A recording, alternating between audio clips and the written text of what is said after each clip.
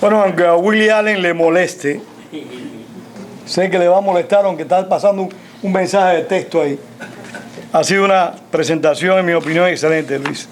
De verdad, muy apropiada y muy precisa.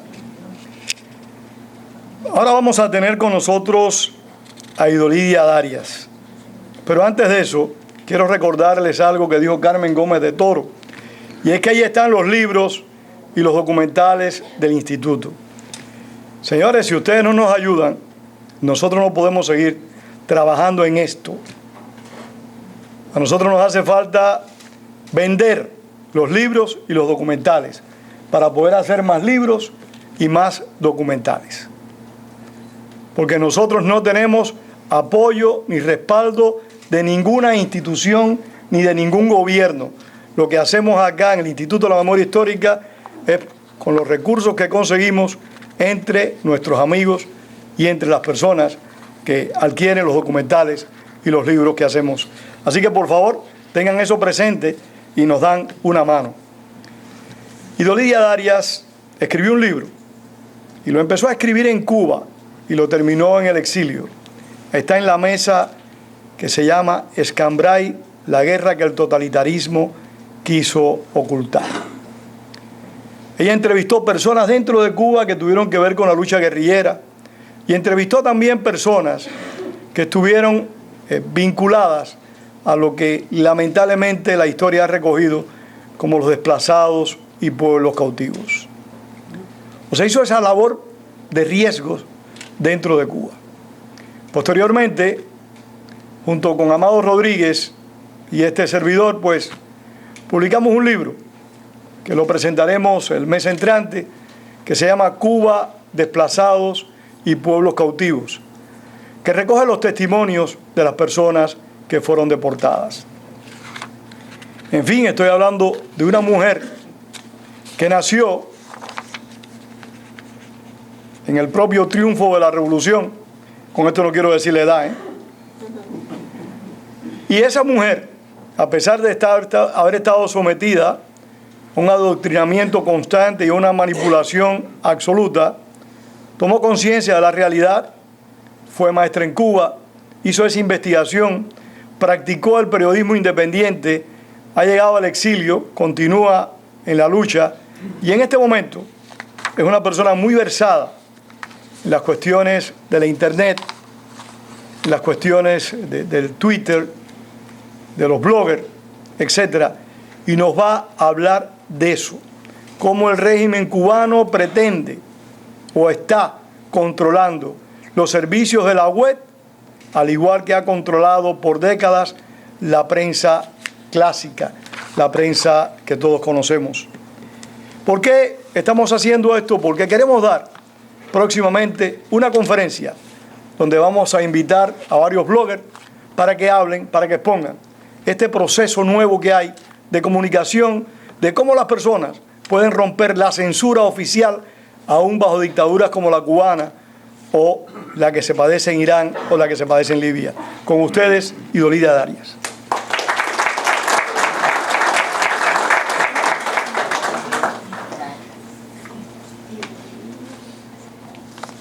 Yo traje el teléfono, pero no estoy esperando llamada. Es porque sencillamente después les quiero explicar cuánto daño le está haciendo a la dictadura a un equipo como este. Como Pedro les decía, y bueno, yo escuchaba al abogado hablar de la red Avispa, toda esa historia yo la escuché allá en Cuba. O sea que la versión completa la vine a tener acá, pero fue la etapa en que yo estaba haciendo periodismo independiente en Cuba. Y ahora miraba y decía, son 10 años, 11 años más o menos, y cómo ha cambiado el tiempo. En la época en que esta situación de la red Avispa se daba en Cuba la computación era una asignatura en las aulas, era un tiempo que los estudiantes tenían para aprender a andar con una computadora, encenderla, apagarla, abrir un documento, hacer una carpeta, ya. Los profesores se encargaban de enseñar eso. No había acceso ninguno, hasta donde yo sabía, en el mundo normal, o sea, excepto en las grandes en los grandes edificios del Partido Comunista. En el resto no había internet. Las personas aprendían computación porque sabían que era importante y porque se decía que todo el mundo tenía que saber computación, pero todo quedaba ahí. Los profesores se entusiasmaban mucho, les gustaba, empezaron a buscar y a superarse, y bueno, en sentido general, todo estuvo muy tranquilo hasta el momento en que empezaron a abrirse clubes de computación en los municipios y empezaron a introducir en las universidades computadoras, porque las personas, como es lógico, siempre quieren saber más y quisieron saber un poquito más que lo que le habían enseñado. Entonces ya querían conectarse a internet. La solución que buscó el gobierno fue la intranet. Sí te podías conectar, pero te podías conectar a un servidor que te daba una determinada información. Y bueno, al principio la gente se conformó. Mi esposo está aquí y él en esa etapa vivía ese entusiasmo y quería aprender muchísimo y era profesor de computación. Y bueno, yo los veía como ellos estaban luchando por poder acceder, y cuando les dejaron acceder a la intranet se conformaron. Se podían pasar correos electrónicos, los de esta empresa con aquella, se podían mandar las fotos, se podían mandar los recaditos. Bueno, aquello de pronto parecía que ya la gente estaba tranquila. Pero como es el paso de la vida y el querer saber, ya la inconformidad volvió a nacer. Ya la gente quería, pero ¿por qué no nos dejan comunicarnos por qué no nos dejan conectarnos a internet? La respuesta que daban en todos los lugares era que era peligrosa, que era nociva, que había pornografía, que las personas no podían conectarse a internet porque la pornografía era dañina. La violencia, a las cuestiones violentas que se veían ahí en la internet eran tantas que hasta yo en algunos momentos yo dije, no, yo no me voy a conectar a internet, porque imagínate. También hablaban de la cantidad de mentiras, de los sitios que había en internet plagados de mentiras, y bueno, hasta decían que el que entrara a internet, y yo les estoy hablando desde el Escambray, el que entrara a internet, pues la contrarrevolución, los problemas del terrorismo, todo era espantoso. Yo incluso al principio yo pensé que era verdad, que yo me iba a enredar de una manera horrible si yo me conectaba a internet, pero bueno, mi marido le insistía y él iba a Santa Clara corriendo a los cursos y a aprender más. Esto ya en el 2000 era un gran problema para el gobierno, porque ya todo el mundo quería conectarse a internet y la gente lo que tenía era intranet. Y comienzan entonces los reclamos por aquí, los reclamos por allá, y el gobierno a responder que el ancho de banda, yo le decía el bando de anchas y esas cositas, que no teníamos esto, que no teníamos el cable y que no se podía, que no había dinero. El bloqueo cargó la cuenta. Estados Unidos volvió a pagar porque ya entonces ya uno no entendía bien por qué conectarse a internet era tan malo. Ya entonces Estados Unidos tenía 20 limitaciones, Estados Unidos bloqueaba y las personas seguíamos sin internet. Claro, las personas que vivíamos más allá de los edificios del gobierno, en los centros de investigación importantes que están en la capital del país, los ministerios sí tenían acceso a internet. Después, bueno, algunos periódicos provinciales empezaron a tener acceso libre a internet, o sea, ellos no tenían que pasar por la intranet. Y entonces empiezo a enterarme de cómo era aquello. Amigos míos que estudiaban periodismo, alumnos míos que estaban haciendo periodismo me contaban, pero tú estás escribiendo para internet, tú escribes, a ti te publican en internet. Yo, sí, yo lo escribo y lo mando por un fax. Y entonces allá un amigo mío en Miami, Pablo Rodríguez Carvajal, lo escribe y me lo pone en internet. Y me decía, yo te voy a ver. Y venía y me hacía los cuentos. Bueno, ya el problema era el siguiente. Algunas personas tenían acceso a internet, eso para ellos sí se podía, porque ellos trabajaban con el gobierno. Pero ¿qué pasaba entonces? Que alguna buena parte trabaja para el gobierno y es fiel, pero otra le hace el cuento al que no está. Y empezaron entonces estos aparaticos, que cuando aquellos eran más chiquitos, a causar el problema, porque esto entraba en un lugar, se bajaba la información y se la daban a los que estábamos así, los que no teníamos acceso. Así, el gobierno se da cuenta de que tiene que buscar otro engañito de bobo para que la gente se tranquilice.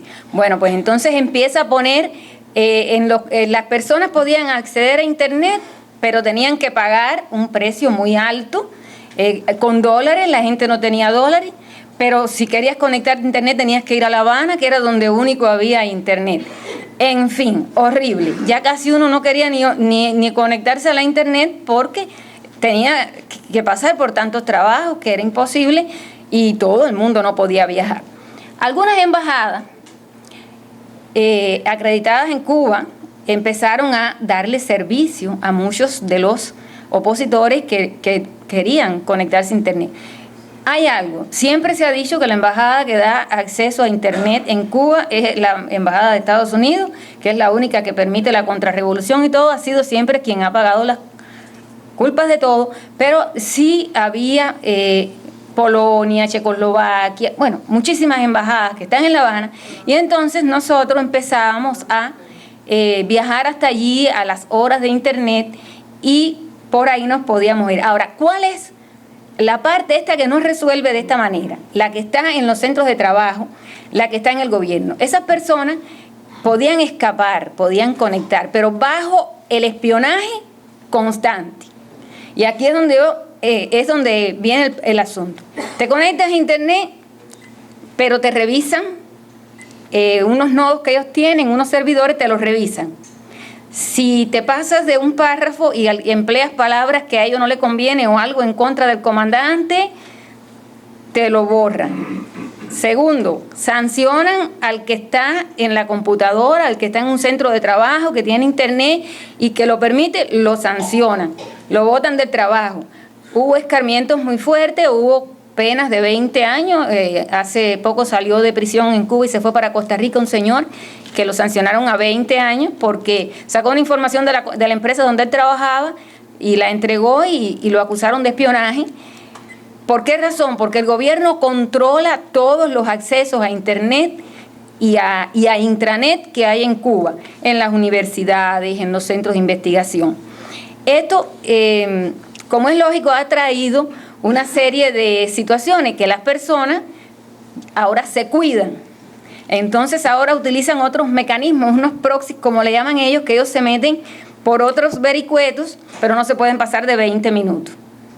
Y así, de esa manera, es que ellos se van, los que no tienen el acceso, que no son oficialistas, se van metiendo por los distintos vericuetos que ofrece la red y entonces pueden sacar información, pueden bajar información, pero todo tiene que ser en menos de 20 minutos para que cuando te revisen el servidor no encuentren nada sospechoso y la persona que te está prestando el servicio o que te está cobrando el servicio por la izquierda no se perjudique. Eso es lo que se está usando mucho en Cuba. También, ante tantas trabas del gobierno para que las personas se comuniquen a internet, han abierto algunos sitios, que es no sé, ustedes oyen cada rato hablar de los cibercafés, hablar de esas conexiones. Bueno, eso es muy caro. ¿Qué sucede? Que la gente tiene dinero, la gente le mandan dinero, la gente resuelve y se conecta. Bueno, ¿qué le han hecho entonces para que las personas no se puedan conectar a internet? 20 minutos de que tú das clic a que te abre la pantalla con un sitio que tú has querido mirar. ¿Quién espera 20 minutos si por una hora te cobran $6 y tú te sientas ahí y tienes que esperar 20 minutos para tú ver lo que quieres en la pantalla? Ya no puede. Hay personas que pacientemente lo hacen. Y estoy hablando desde la experiencia telefónica de los que me la cuentan y de estudiantes que fueron compañeros de estudio de mi hijo que vinieron recientemente de Cuba, que me han contado cómo es.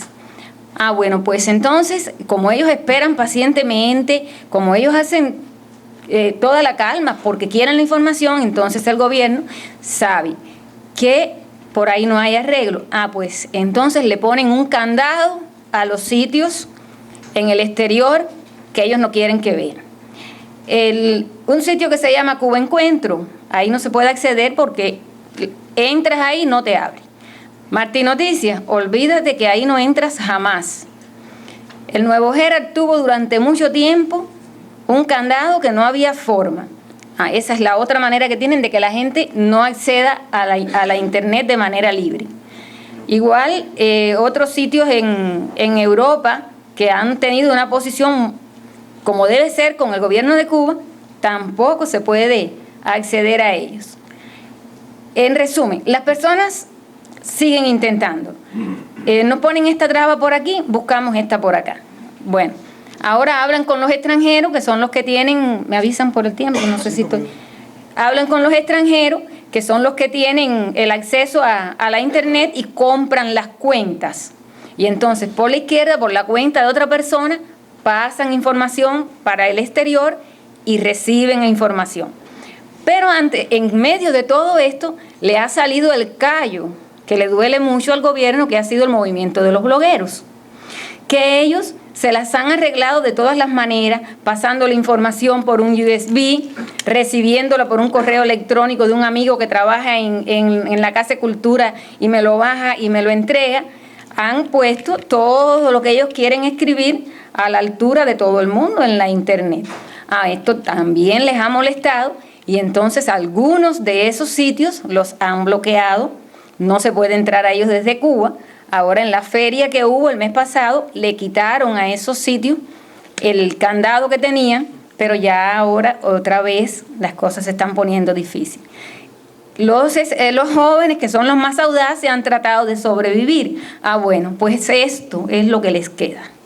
Lo demás es defenderse como pueden, pagando por un lugar, por el otro, resolviendo con un amigo, con uno que trabaja en una empresa del gobierno, mandan los correos, pero esto es lo único que queda. Bueno, por aquí yo llegué, me senté ahí, este teléfono no tiene internet, no tiene acceso a internet. Me senté y escribí, abrí una cuenta en Twitter que tengo abierta hace tiempo, escribí, acaba de iniciarse en la Casa Bacardí el segundo ciclo de conferencia, o sea, en 140 caracteres. Le di send, ya eso está publicado en internet. Ahorita me siento por ahí, cojo una foto, le doy send y está publicado en internet. Bueno, eso es lo que les queda en Cuba a la gente para ser libres, sin que el gobierno se los pueda impedir. Con su teléfono celular han abierto cuentas en Twitter y por ahí mandan la información. Hoy yo estaba en el trabajo y de pronto estaba leyendo los mensajes en Twitter y entra uno de Antunes, me acaban de detener en La Habana, fulano de tal. No tenía otra opción, los meten presos, no los dejan salir, entonces ellos de un teléfono al otro mandan el mensaje y de ese teléfono que tiene cuenta en Twitter lo ponen en internet. Y así han hecho con fotos y así han hecho con videos. O sea que en medio de toda la represión, en medio de todos los intentos, esa gente que está allí sobrevive y no renuncia al derecho que tienen de algún día poderse conectar libremente. Pero por ahora sigue entonces toda la carga y toda la potencia del gobierno contra ellos. Creo que me queda un minuto. Hoy quería compartir con ustedes, pero bueno, no va a ser posible. Esta es un artículo que escribe una joven, una señora, no es muy joven, una señora ya en Cuba, que ella, a raíz de todos estos incidentes que han ocurrido, con todos estos tropiezos que tienen, de la limitación a la internet, a la libre expresión, ella escribe un artículo donde ella lo titula Pena de muerte para la internet en Cuba, y entonces ella explica un poco en sentido general esto de lo que yo he hablado aquí. Qué casualidad, porque ella hace un poquito de historia, claro, con otros elementos, y entonces ella al final dice: el caso es que tienen la necesidad de crear la atmósfera de plaza sitiada que acostumbran para justificar ante sus seguidores el porqué de la nueva injusticia. Es probable que el propósito sea condenar a cadena perpetua a la internet sin derecho a apelación. Ojalá me equivoque. Pero si el Estado cubano se propone apagarnos también esa luz, considero que es posible que lo logren una parte del tiempo. Lo que sí dudo es que sean capaces de mantener de forma permanente esta censura. Esto lo escribe una señora que está en La Habana, que como único hace y explica y expone es de esta forma que yo les expliqué, clandestinamente, pasando por USB o mandando por teléfono los mensajes de texto. Pero bueno, ellos siguen ahí guapeando y nosotros les ayudamos también.